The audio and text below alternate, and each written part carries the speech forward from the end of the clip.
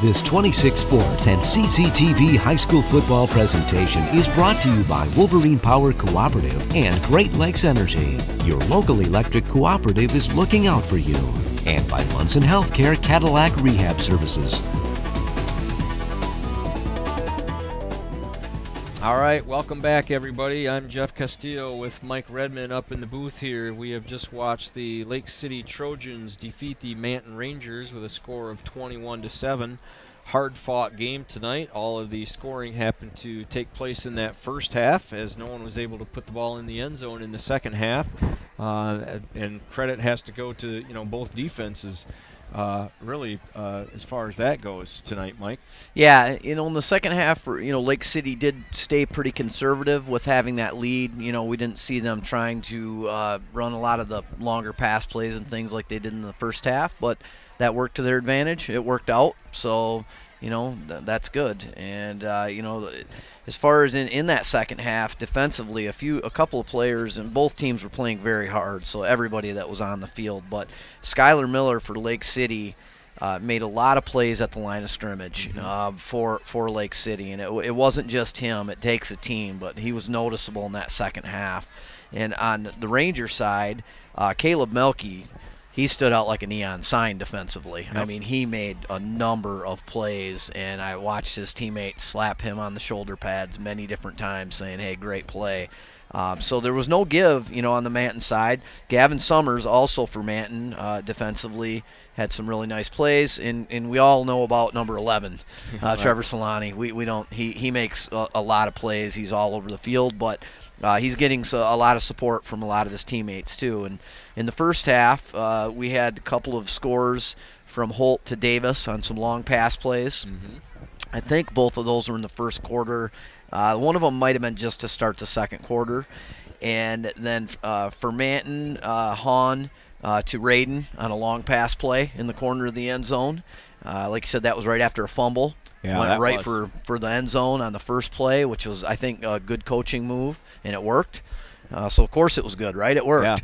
Yeah, turned the tide, kind of took the crowd out of it just a little bit. Got really silent after that and got the Rangers right back in the game. They did. And then Twinski had a long pass. He had a reception and a long run, almost stuffed it in, and then McLeod finished that one out with a kind of a thunderous 8-yard run into the end zone there. No. One of those, yeah. No, that was a really impressive run. And McLeod is another player that needs to be mentioned here on both sides of the ball. Interesting enough, all these players we're mentioning, Noah Thome, if we say McLeod, it's both sides of the ball for most of them too. Right. That a lot of stuff is going on. And the lines, you can't take anything away from the linemen on either side of the ball tonight either. It was a dogfight.